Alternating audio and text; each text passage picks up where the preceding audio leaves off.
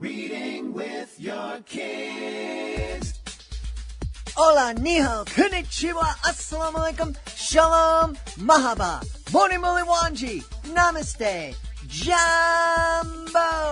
bienvenidos. Hi, my name is Jedley, and this is the Reading with Your Kids podcast.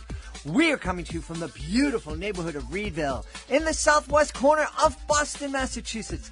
We're so delighted and so very honored that you're joining us in our mission to help families grow closer through reading. Please be sure to subscribe to the show on the iHeartRadio app, on Apple Podcasts, Amazon Music, Spotify, Ghana, Himalaya, Stitcher Radio, wherever you find your podcast.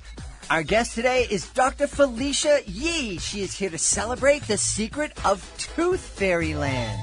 Before we invite Dr. Felicia into the studio, we want to let you know that this episode of the Reading with Your Kids podcast is brought to you by Quick Affirmations for Super Busy Women and Quick Affirmations for Super Busy Men. Two great books by our friends Kim Ann and Yobi Q. How about a one-way ticket to a brighter, happier life? When you notice life's challenges are getting you down, it's important to step back and take time to reflect. Say goodbye to negativity and say hello to a more positive mindset. We're really excited about these books. Kim Ann and Yobi Q have been friends of the podcast. They were here just a few weeks ago to let you know that they were launching a Kickstarter to fund this project. I'm really happy to say it's been less than a month. It's already fully funded. They've already met so many of their stretch goals. You want to be a part of this. Quick Affirmations for Super Busy Men, Quick Affirmations for Super Busy Women. You can go to Kickstarter.com and search Quick Affirmations for Super Busy Men, and the page will come up. You can also visit both authors' websites, kimann.co, and you can also visit buyyobiq.com. We love the series. We really want to encourage you. It will change your life. Quick Affirmations for Super Busy Women and Quick Affirmations for Super Busy Men. Join us right now from Malaysia. Our guest today is here to celebrate a beautiful picture book. It's called The Secret of Tooth Fairyland. Please welcome to the show Dr. Felicia Yi. Hey, Dr. Felicia, how are you? Hi, Jed. I'm good. It's nice to be invited on your show. I really appreciate it. It's really, really great to have you on. Dr. Felicia is speaking to us from tomorrow. It's 11 p.m. where she is, so we appreciate her coming on at such a late hour.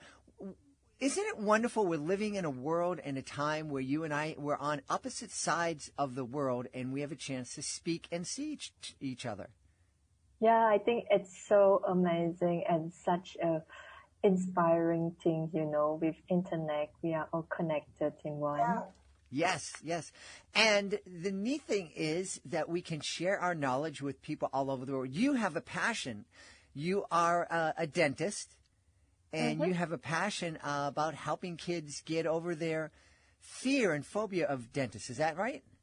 Exactly. So the idea of it is to acclimatize children and let them get familiarized with dental and also oral health, so they have healthy teeth and sparkling teeth. Yeah, it's so important. Now, I have to be honest with you, Dr. Felicia. I've been lucky. I've had pretty much two dentists my entire life. I had one dentist growing up, so my childhood. And then I went for a time where I didn't really see a dentist for, like a lot of people in their 20s. We didn't take care of our health because we're 20 and we don't need doctors. But then since I met my beautiful wife, we got married, we had the same dentist for 30 years until he just retired. Ooh. And even though I had this great personal relationship with the dentist, I hated going to the dentist. It was not something, it was like, I felt like I was going to school and to receive an F on my paper, because every time I would go, they would say, you're not doing this and you're not doing that. I'm like, oh, no, I'm doing everything you're telling me to do, but I don't know. I flunk every time I come in here. Well, I'm sure you are exaggerating, because I can see you get a very nice set of teeth. Well, thank you. The bottom ones that my dentist always used to joke because my bottom teeth are a little crooked, and they'd say, "Oh, your parents didn't love you; they wouldn't get you braces." And I'm like, I'm almost 100 years old. They didn't have them when I was a kid. So tell us a little bit about the secret of Tooth Fairyland, please. Okay, so The Secret of Tooth Fairyland, it's a book whereby Santa and the elf became homeless because of the global warming, and their Christmas was near and they was panicking because they got nowhere to go to prepare the presents for the kids. And luckily, Tooth Fairy came in place. So Tooth Fairy invited Santa and the rest of the people to move to the Tooth Fairyland, and they started prepare for Christmas. But soon they discovered a huge problem because the world was so hot and all the snow was melted. So there would be no snow during Christmas. So in the end of the day, they came up with a very creative solution, which makes use of the Tooth Fairy has been collecting and turn them into snow. Wow, what a great imaginative idea! It's kind of like we're building environmentalism into dental care. Yep. So that's the two main message I would like to bring to children. And then one of the motivations was also we always educate children to clean their teeth for their own good and things like this. But I wanted to bring the story and bring this value in a different perspective, So I wanted to encourage the kids or motivate in the form that they do it because they were kind enough, they would want to help out Santa and the elf, and even though children are very, very young, they are actually very kind, and they are actually so much generous than we thought, you say. So this is one of the main motivative that I want to encourage children to get involved in emotion just because they would like to help, not just for their own good health and also for their personal hygienes or to make them look pretty and handsome, but they go into a certain bigger purposes because they would like to contribute. Yeah. What a great message for kids and for parents. It sounds like a great message for parents and kids to talk about. Yes. It's also a way that we could introduce about climate change and global warming in their perspective. We could communicate and create the conversations in their perspective in the eye level of the children. So yeah, I'm proud of the story. Yeah. What a neat! I'm curious as to what it was like when you had that idea. Like, okay, I'm going to write a story, and so what's good? Oh, yes, all the snow is going to melt in the North Pole, and so Santa Claus is going to need the help of the Tooth Fairy. When that idea came to you, was it in the middle of the night? Did you have to get up and write it down, or was it something that you kind of struggled over, and the path went this way and that way?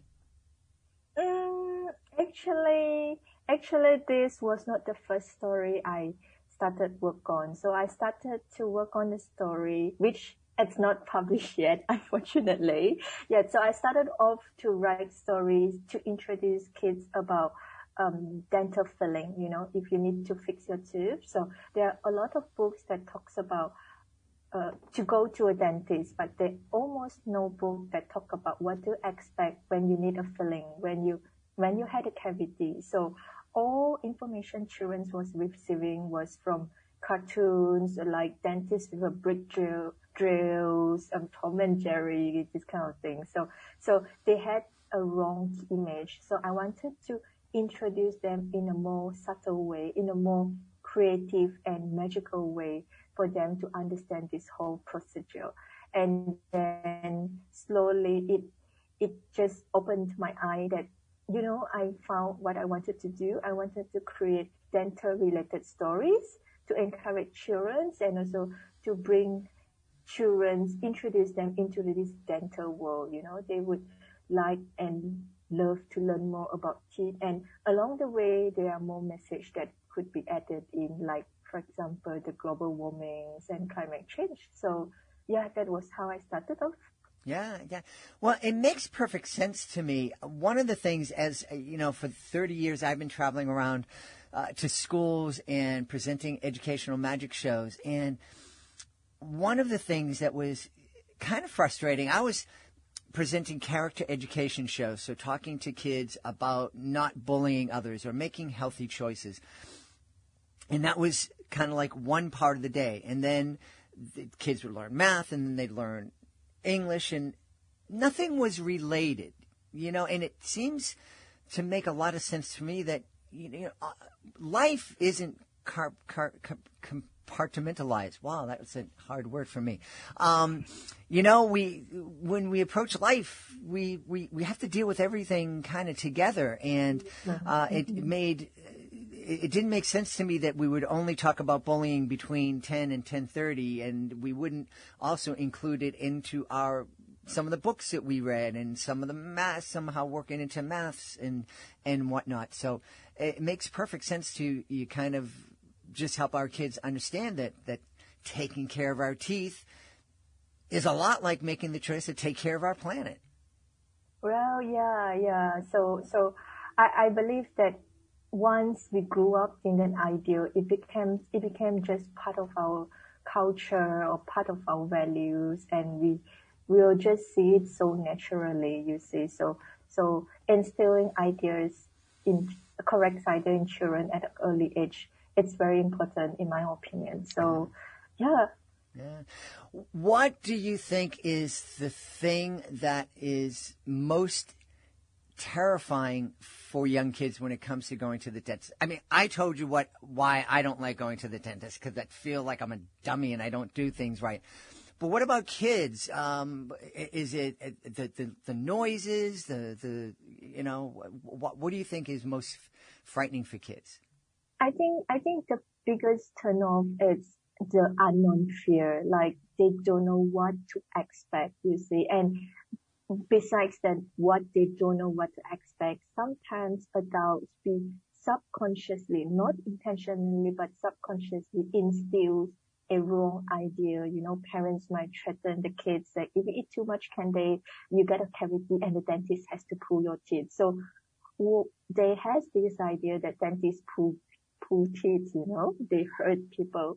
So this is what I would like to change or introduce a new perspective through stories to different ideas, and to build rapport. I think the main coach game player, game changer, it's to build rapport, So I also goes around between schools to give talks and things like this, and it definitely makes a differences. If the kids do not see you in the clinic in the first place, but the school, they tend to like you. They tend to have the more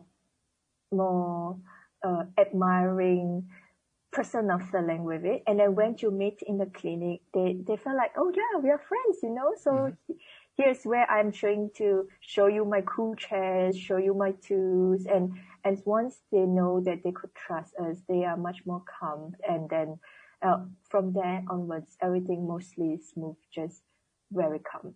Yeah.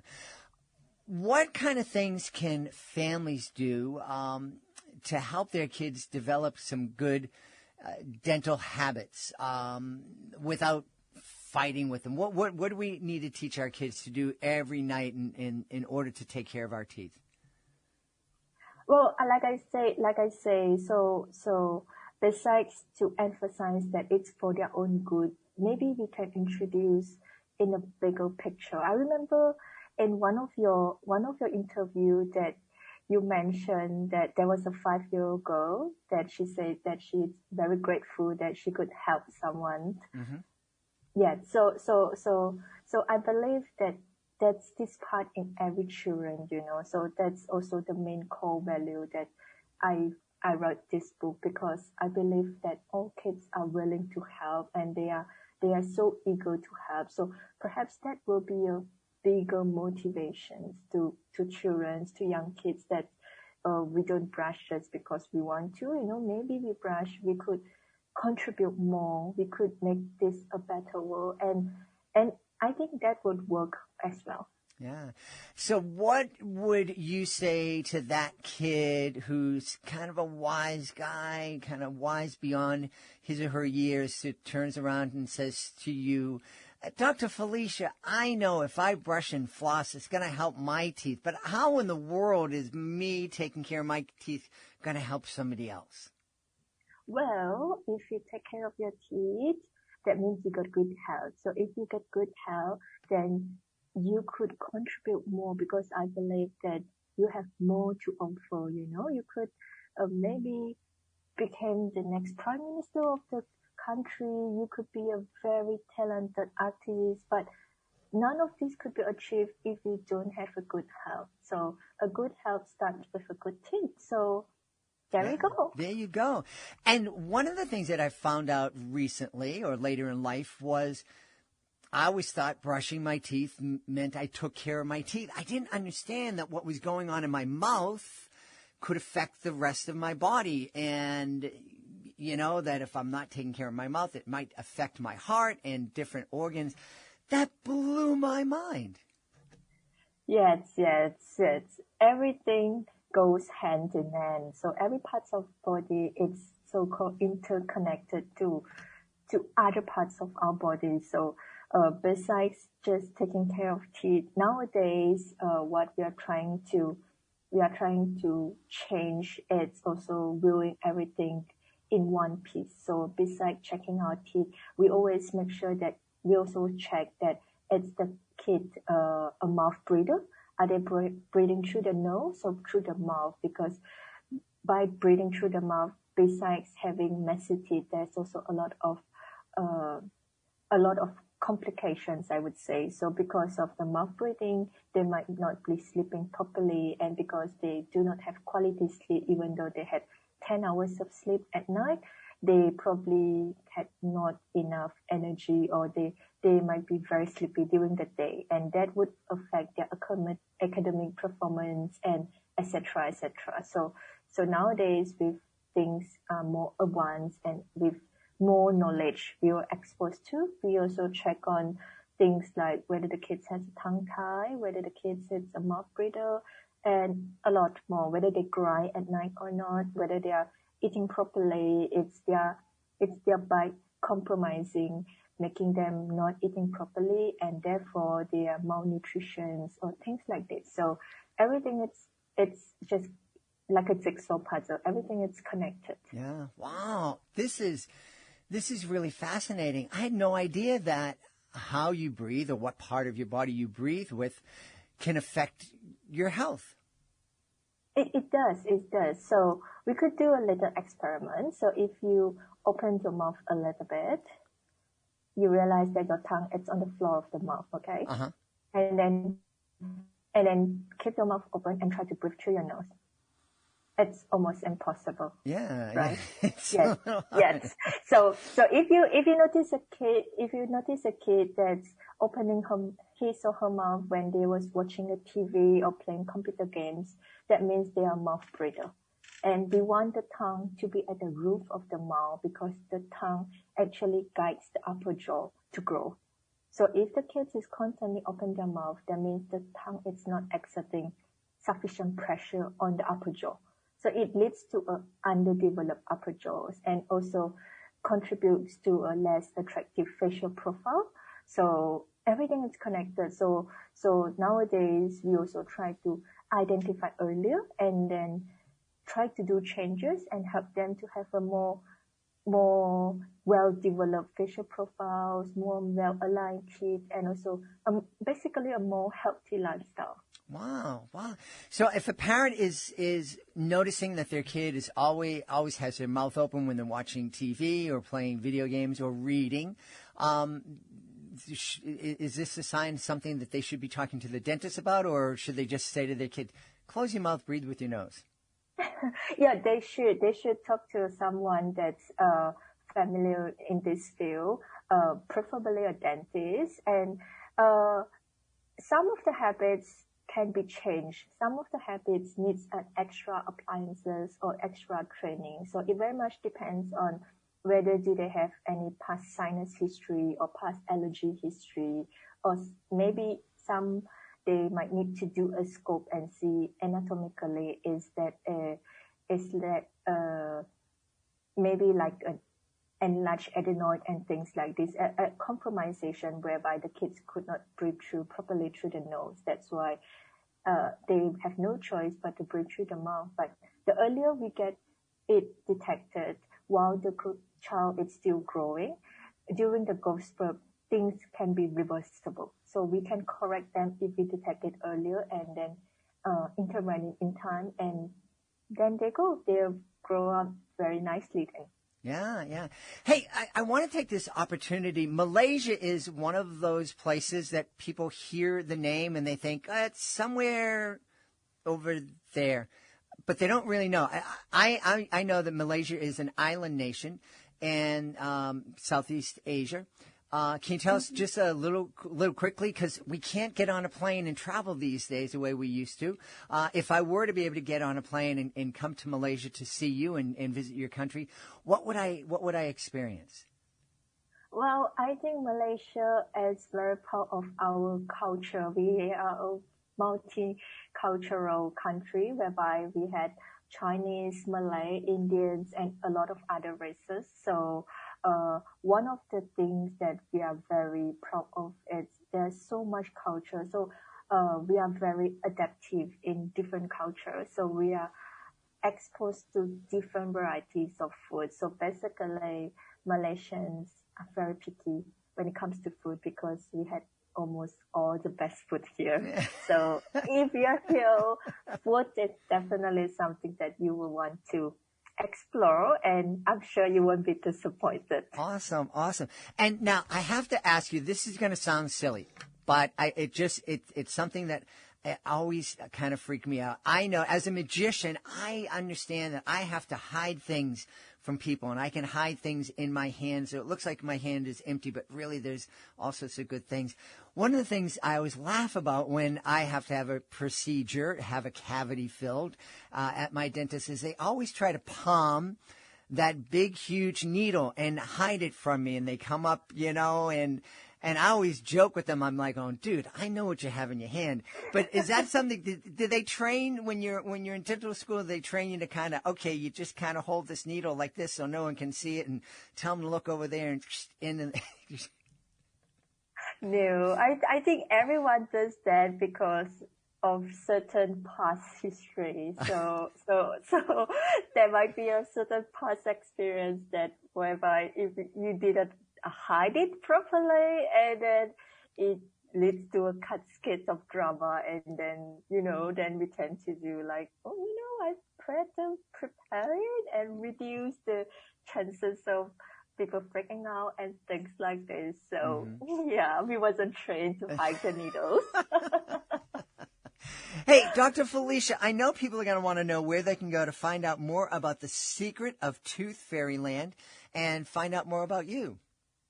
Well, they can find me on social media, especially Instagram. I'm not very active on the Facebook, but you can find me through Instagram. My handle is Dr Felicia Yi, FELICIAYI. And then you can also visit my website. It's called www.sweetgreenkid.com. Yes. And can we expect more books coming from you? Yes, like I say, so I was actually working on the first story, and there's a little bit hiccups with the illustration part. So that was much delay when the COVID hit last year, and we were forced to stay home. There was a period of time that we could not practice at all. So I was a little bit lost, and also a little bit too free and a little bit emotional that time. So I thought why not, rather than waiting for the first book to be ready, why not I just start off another story and then try explore things through self-publishing journey and throughout the whole procedure, I've learned so much, and I've met so many kind souls, and including you, and here I am. Yeah. So this whole pandemic year, it's also a blessing in disguise, because I've go so much beyond my comfort zone.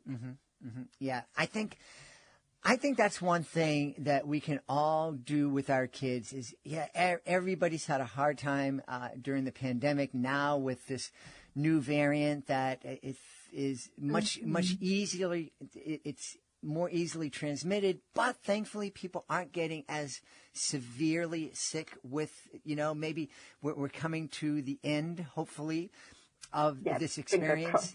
And maybe we can help our kids look back and say, that wasn't fun, but there were some blessings. There were some good things that came out of this. Definitely. We've had a really fun time speaking to the author of The Secret of Tooth Fairyland, Dr. Felicia Yi. Hey, Dr. Felicia, thanks so much for being with us. Thank you for inviting me to your show. Please be sure to join us for the next episode of the Reading with Your Kids podcast. Our guest will be Ruth Behar. She'll be here to celebrate Tia Fortuna's new home. It's a really, really fun book. I had a blast speaking with Ruth. You're going to learn a whole lot. You're going to learn about her book and a whole lot more. You don't want to miss it. Hey, if you're the author of a fantastic children's book, we would love to help you celebrate that book with the entire world. You heard us today. Our guest, Dr. Felicia Yi, is from Malaysia. We have listeners on every single continent on the planet. The show has even been downloaded to Antarctica. I don't think there are any bookstores down in Antarctica, but there are lots of listeners all over the world who want to know about your fantastic book, and we can help you tell them all about it. You can be a guest here on the podcast. It's fun. It's easy. It doesn't cost you a thing. You can also take part in our Certified Great Read program, and if our panel believes that your book is worthy of 4 or 5 out of 5 stars, it becomes a Certified Great Read. And with that status comes a number of really powerful tools to let families know that your book is worthy of their consideration. And we're so excited about our monthly promotion program. We will celebrate your books through commercials on the podcast, through messages to our 66,000 social media followers, and display your book on our nationwide network of digital pedestrian billboards. It's an incredibly affordable price. You don't want to miss it. Learn all about these programs by going to our website, readingwithyourkids.com.